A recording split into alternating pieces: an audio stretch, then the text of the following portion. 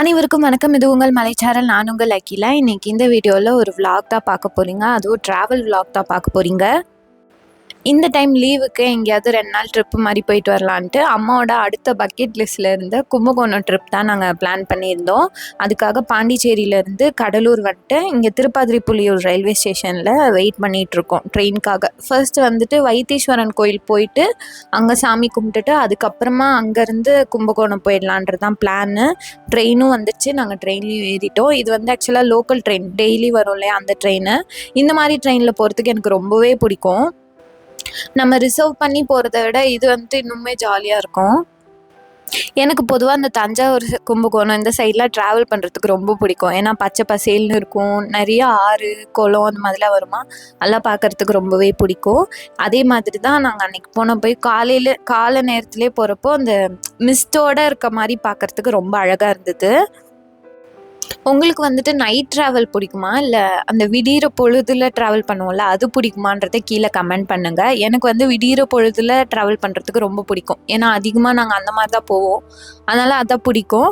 உங்களுக்கு எது பிடிக்குன்றதை கீழே கமெண்ட் பண்ணுங்கள். நாங்கள் வந்துட்டு இப்போ வைத்தீஸ்வரன் கோயிலுக்கும் வந்துட்டோம். அங்கே ரயில்வே ஸ்டேஷன்லேருந்து கோயில் வந்து நடக்கிற தூரம் தான். நிறைய பேர் ஆக்சுவலாக அந்த ட்ரெயின்லேருந்து கோயிலுக்காக இறங்கி நடந்து வந்துட்டு இருந்தாங்களா, அப்படி கூட்டமாக போகிற மாதிரி இருந்தது. ஒரு மாதிரி ஜாலியாக அப்படி போகிறதுக்கு நல்லா இருந்தது. நாங்கள் அங்கே போயிட்டு சாப்பிட்டுட்டு அதுக்கப்புறம் தான் கோயிலுக்கு சாமி கும்பிட்டு போனோம். எனக்கு வந்து ஆக்சுவலாக இன்றைக்கி போட்டிருந்த ட்ரெஸ் வந்து ரொம்பவே பிடிச்சிருந்தது. இது ஆக்சுவலாக மீஷோவில் இருந்து தான் நான் வாங்கினேன். இது வந்துட்டு ஒரு தாவணி செட்டு மாதிரி நம்ம வாங்கி செமி ஸ்டிச்டாக இருக்கும். நம்ம ப்ளவுஸ் வந்து ஸ்டிச் பண்ணிக்கணும், ஸ்கர்ட்டும் வந்து நமக்கு ஏற்ற மாதிரி ஸ்டிச் பண்ணிக்கணும். எனக்கு இது ரொம்பவே பிடிச்சிருந்தது. இதான் ஃபர்ஸ்ட் டைம் நான் வந்து எனக்குன்னு ஒரு தாவணிக்கு வந்து ப்ளவுஸ் தைச்சி போடுறது. ஏன்னா பொதுவாக ரெடிமேட் ப்ளவுஸ் தான் நான் அதிகமாக வாங்குவேன். இதுதான் இந்த செட்டாக தைச்சி போட்டது தான் ஃபர்ஸ்ட் டைம். எனக்கும் ரொம்ப பிடிச்சிருந்தது. வைத்தீஸ்வரன் கோயிலில் வந்துட்டு சாமி கும்பிட்டதுக்கப்புறமா இங்கே குளம் இருந்தது. அங்கே போயிட்டு சரி ஃபோட்டோஸ் வீடியோஸ்லாம் எடுக்கலாம் தான் போனோம். ஆக்சுவலாக இங்கே வந்துட்டு இந்த உப்பு வெல்லம் இதெல்லாம் கரைக்கிறது வந்து நல்லது போல், அது எதுக்காகன்னு தெரில. ஆனால் அம்மா வந்துட்டு கரைச்சிட்டு இருந்தாங்க. சரி நானும் வாங்கி கரைக்கிறேன்னு சொல்லிட்டு கரைச்சேன். ஆனால் இங்கே வந்துட்டு இந்த படித்துறை இருக்கும் இல்லையா, அந்த படிலாம் வந்து கொஞ்சம் பாசம் பிடிச்சி வழுக்கிற மாதிரி இருந்தது. அதனால நம்ம வந்துட்டு தண்ணியில் இறங்கி நிற்க முடியாது. ஆனால் நம்ம வந்துட்டு மேல் படியில் இருந்துகிட்டே நம்ம கரைக்கலாம், இல்லை உள்ள ஏதாவது பண்ணோன்னா பண்ணலாம். அங்கே நிறைய பேர் வந்துட்டு குளிச்சுட்டும் இருந்தாங்க. ஆனால் அது எப்படின்னே தெரியல, ஒரு சில இடத்துல வந்துட்டு பாசம் இல்லாமல் இருக்குமோ என்னமோ தெரியல. ஆனால் நாங்கள் இறங்கின இடத்துல வந்துட்டு நிறைய பாசம் இருந்துச்சு.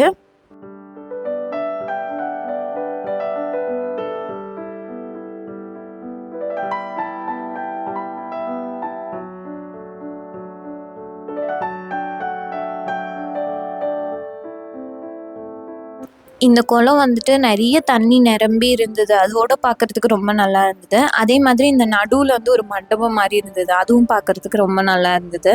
அப்படியே மேல்படியிலே இருந்து நாங்கள் காலையும் நினச்சிக்கிட்டோம். எனக்கு வந்து நீச்சல்லாம் தெரியாது. ஆனால் இந்த மாதிரி ஏதாவது நீர்நிலைகள்லாம் பார்த்தா இறங்கி விளாடணும் அப்படின்னு தோணும். அதுக்கப்புறம் எங்கள் அம்மா ஒரு ஐடியா சொன்னாங்க, மேல் படியிலே உட்காந்துக்கிட்டு காலை மட்டும் நீ தண்ணிக்குள்ளே வச்சுட்டு விளையாடு அப்படின்னு சொல்லிட்டு இருந்தாங்க. அதனால கொஞ்ச நேரம் அப்படி உட்காந்துட்டு விளையாடிட்டு அதுக்கப்புறம் அங்கேருந்து நாங்கள் கிளம்பிட்டோம். எனக்கு பொதுவாக அந்த கோவில் இந்த மாதிரி பழமையான கோவில்கள்லாம் வரும்போது அந்த மண்டபத்தோட மேலே கூரை டிசைன்லாம் பார்த்திங்கன்னா ரொம்ப அழகாக இருக்கும். அதில் அந்த சிற்பங்களாக இருந்தாலும் சரி, ஓவியங்களாக இருந்தாலும் சரி, அந்த பேட்டர்னில் வரைஞ்சிருப்பாங்க. இப்போ ஒரு சிலதெல்லாம் வந்து கொடி டிசைனில் போட்டிருப்பாங்க, அதெல்லாம் பார்க்குறதுக்கு ரொம்ப அழகாக இருக்கும். அதுக்கப்புறம் நாங்கள் அங்கேருந்து பஸ் பிடிச்சி கும்பகோணம் வந்துட்டோம். கும்பகோணத்தில் வந்துட்டு ஃபஸ்ட்டு நாங்கள் அந்த நாகசாமி கோவிலுக்கு தான் போனோம்னு நினைக்கிறேன். கரெக்டாக எனக்கு பேர் தெரில, நான் வந்து வீடியோவில் உங்களுக்கு போடுறேன். இங்கேயும் வந்துட்டு ஒரு சில சிற்பங்கள், அதுக்கப்புறம் கல்வெட்டுகள்லாம் கூட இருந்துச்சு, அதெல்லாம் பார்த்தோம். இங்கே ஒரு மண்டபத்தில் பார்த்திங்கன்னா இந்த பெரிய யானை மேலே ராஜா போகிற மாதிரியான சிற்பங்கள்லாம் இருந்தது. இது வந்துட்டு எப்படின்னா அந்த மண்டபத்தோட 2 சைடுமே இருந்தது.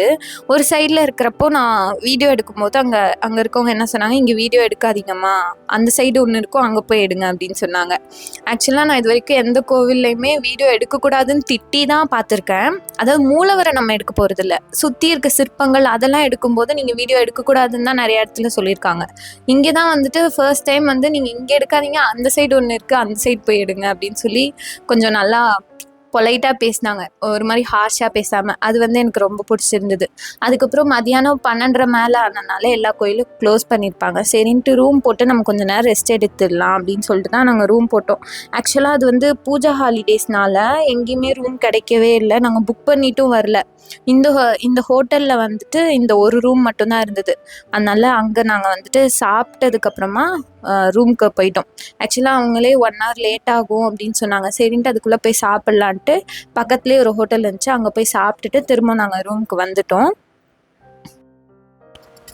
நல்லா ஒரு 2 மணி நேரம் நல்லா ரெஸ்ட் எடுத்ததுக்கப்புறமா ஈவினிங் போல் கிளம்பி சரி மிச்சம் இருக்க கோயில்களுக்கெலாம் போகலாம் அப்படின்ட்டு நாங்கள் பிளான் பண்ணியிருந்தோம். இன்றைக்கி ஆக்சுவலாக என்ன பிளான்னா, கும்பகோணம் லோக்கலில் இருக்கும் இல்லையா கோயில்கள்லாம், அதெல்லாம் போயிட்டு அந்த மகாமக குளம் இருக்கும் இல்லையா, அந்த குளத்துக்கிட்ட போயிட்டு அங்கே ஸ்ட்ரீட் ஃபுட்ஸ்லாம் இருக்குதுன்னு சொல்லியிருந்தாங்க. அதனால் அதெல்லாம் ட்ரை பண்ணலான்றது தான் இன்றைக்கி பிளானு. அங்கே வந்துட்டு நம்ம சப்ஸ்கிரைபர் ஒருத்தரையும் நாங்கள் மீட் பண்ணோம். இவங்க பேர் வந்துட்டு செம்மொழி.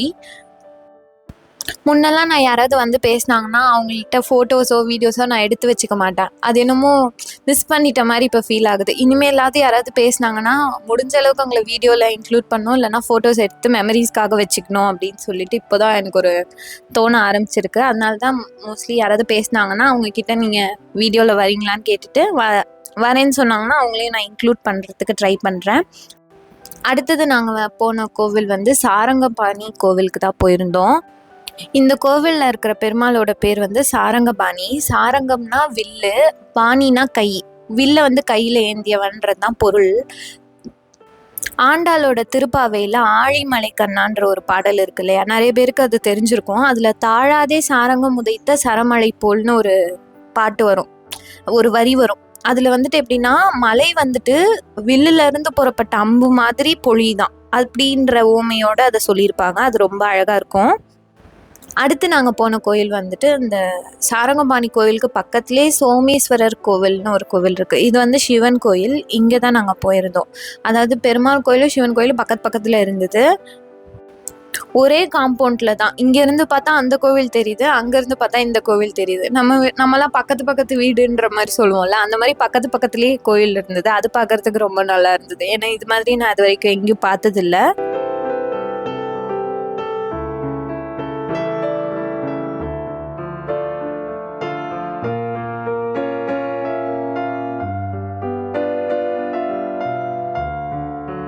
அடுத்தது நாங்கள் அந்த கோவிலில் இருந்து ஆதி கும்பேஸ்வரர் கோவிலுக்கு நடந்தே போனோம். இங்கே வந்துட்டு பக்கத்துலேயே இருக்கிறதுனால நடக்கிற தூரம் தான். நம்ம நடந்து அப்படியே போயிட்டு எல்லா கோயிலையும் பார்த்துட்டு வந்துடலாம், அந்த மாதிரி இருந்தது. மாலை வெயிலில் அந்த கோபுரம் பார்க்கறதுக்கு ரொம்ப அழகாக இருந்தது. உங்களுக்கு வந்துட்டு சன்செட் பிடிக்குமா இல்லை சன்ரைஸ் பிடிக்குமான்றத சொல்லுங்கள். எனக்கு வந்து சன்செட் தான் பிடிக்கும். ஏன்னா அதுதான் ரொம்ப ஹார்ஷாக இல்லாமல் ரொம்ப அழகாக இருக்கும் பார்க்கறதுக்கு. இங்கேயும் ஒரு குளம் இருந்தது. ஆனால் இந்த குளத்துல வந்து நம்ம போய் கால்லாம் நனைக்க முடியாது. அதுக்கு அடுத்தது நாங்கள் ஆதி கும்பேஸ்வரர் கோயிலுக்கு போகிறதுக்கு முன்னாடி லெஃப்டில் இன்னொரு கோவில் இருந்தது. சரி இது பார்த்துட்டு நம்ம அங்கே போகலாம் அப்படின்னு சொல்லிட்டு நாங்கள் அங்கே தான் வந்திருந்தோம். இது வந்துட்டு ராமசாமி கோவில். இங்கே வந்து ராமன், லக்ஷ்மணன், ஹனுமன், சீதா, பரதன், சத்ருகனன் எல்லாருமே இருக்கிற மாதிரி ஒரு கோவில். ரொம்ப அழகாக இருந்தது. சுற்றி செவுரில் வந்துட்டு ராமாயண கதைகள்லாம் வரைஞ்சிருந்தாங்க. எல்லாமே வந்துட்டு படக்கதைகளாக இருந்தது. இங்கேருந்து ஒரு தஞ்சாவூர் ஓவியம் ஒன்று இருந்தது. இங்கே இந்த பக்கத்தில் இருக்க முனிவரோட தாடிலாம் வந்து ரொம்ப அழகாக வரைஞ்சிருந்தாங்க. அது பார்க்கறதுக்கு ரொம்ப நல்லா இருந்தது. கும்பகோணத்தில் மெயின் சிட்டியில் இருக்க கோவில்களில் இந்த கோவிலில் நிறைய சிற்பங்கள் வந்து ரொம்ப அழகழகாக இருந்தது. இந்த சிற்பம் வந்துட்டு வில் ஏந்தி இருக்க மாதிரியான ஒரு சிற்பம். அதுக்கப்புறம் யானையில் உட்காந்துருக்க மாதிரி, குதிரையில் உட்காந்துருக்க மாதிரி, இந்த மாதிரி சிற்பங்கள்லாம் இங்கே நிறையா இருந்தது. குதிரையில் உட்காந்துருக்க மாதிரி சிற்பங்கள்லாம் பார்த்தீங்கன்னா, குதிரை ரொம்ப பிளெயினாலாம் இல்லை, அந்த குதிரையை அலங்கரிச்சிருப்பாங்கல்ல, அந்த அலங்காரமாக கூட ரொம்ப அழகாக வரைஞ்சிருந்தாங்க. இங்கே வந்துட்டு ஒரு இசைக்கருவியை வாசிச்சுட்டு ஒரு பெண்ணு நிற்கிற மாதிரியான ஒரு ஓவியம், அதாவது சிற்பம். பொதுவாக நிறைய சிற்பங்களில் வந்து இந்த மூக்கு வந்து உடஞ்ச மாதிரி இருக்கும். ஆனால் இங்கே இந்த கோவிலில் இருக்கிற நிறைய சிற்பங்களில் வந்து அந்த மாதிரி எந்த ஒரு உடஞ்சோ அந்த மாதிரிலாம் இல்லாமல் எல்லாமே ரொம்ப அழகாக ஃபுல்லாக இருந்தது.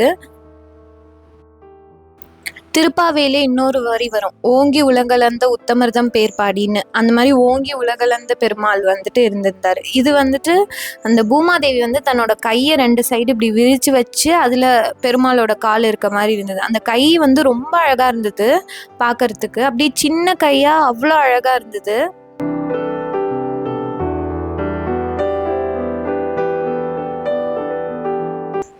இந்த சிற்பத்தில் பார்த்தீங்கன்னா அந்த குதிரையோட சைடில் வந்துட்டு அந்த அம்பு வைக்கிறதுக்கான அந்த ஒரு இது இருக்கும் இல்லையா, அது வந்து ரொம்ப அழகாக செதுக்கியிருந்தாங்க. பார்க்கறதுக்கு ரொம்ப அழகாக இருந்தது. எனக்கு வந்துட்டு இந்த குதிரை சிற்பங்களில் குதிரையோட பல்லு பார்க்கறதுக்கு ரொம்ப அழகாக இருக்கும். நீங்கள் அதை கவனிச்சிருக்கீங்களா என்னன்னு தெரியல. இன்னொரு டைம் போனீங்கன்னா கண்டிப்பாக அந்த குதிரை மாதிரி இருக்கிற சிற்பங்கள் எல்லாத்துலேயுமே அந்த பல் வரிசை வந்து ரொம்ப அழகாக இருக்கும் பார்க்கறதுக்கு. இந்த சிற்பம் வந்து ஒருத்தரோட தலை மேலே இன்னொருத்தர் அமர்ந்திருக்க மாதிரியான ஒரு சிற்பம் அது. இந்த 2 பேர் வந்துட்டு ஜோடியாக நிற்கிற மாதிரி ஒரு சிற்பம். பக்கத்துலேயே ஒரு குழந்தை மாதிரி ஒரு சிற்பமும் இருந்தது. அதுவும் பார்க்கறதுக்கு ரொம்ப அழகாக இருந்தது. இங்கே பார்த்தீங்கன்னா ஒரு தூண் எடுத்துக்கிட்டாலே இந்த தூண்லேயே சுற்றி மொத்தம் எவ்வளோ சிற்பங்கள் இருக்குன்றத பாருங்கள். சின்ன சின்னதாகவும் சரி பெருசாகவும் சரி இருக்கிற கேப்பில் எல்லாத்துலேயுமே ஒரு சிற்பம் ரொம்ப அழகாக இருந்தது பார்க்கறதுக்கு. இங்கே வந்துட்டு ஹயக்ரீவர் நரசிம்மர்லாம் வந்துட்டு ஒய்ஃபோட உட்காந்துருக்க மாதிரி, இங்கே முனிவர்கள்லாம் வர மாதிரியான ஒரு சிற்பம். நிறைய முனிவர்கள் இருக்காங்க. நம்ம அந்த தஞ்சாவூர் ஓவியத்தில் பார்த்தா அதே மாதிரியான சிற்பம் தான் வந்துட்டு இங்கே சிற்பமாக இருக்குது. இங்கே பார்த்தீங்கன்னா 2 பேர் நிற்கிறாங்க. அங்கே பக்கத்தில் வந்து ஒரு குட்டி குழந்தை, அந்த குழந்தை தலையில் வந்து இவங்க கை வச்சிருக்க மாதிரி. அவ்வளோதான். ஸ்ட்ரீட் ஃபுட்டில் நாங்கள் என்னென்னலாம் சாப்பிட்டோன்றதை அடுத்த வீடியோவில் பார்க்கலாம். இவ்வளோ நேரம் பொறுமையாக இந்த வீடியோ பார்த்ததுக்கு நன்றி.